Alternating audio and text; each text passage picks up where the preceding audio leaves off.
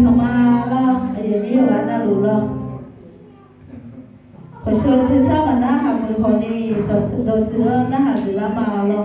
biết chỉ hốt rồi xí lo thay ra là xí lo tôi thì tôi nói đã học làm mà lo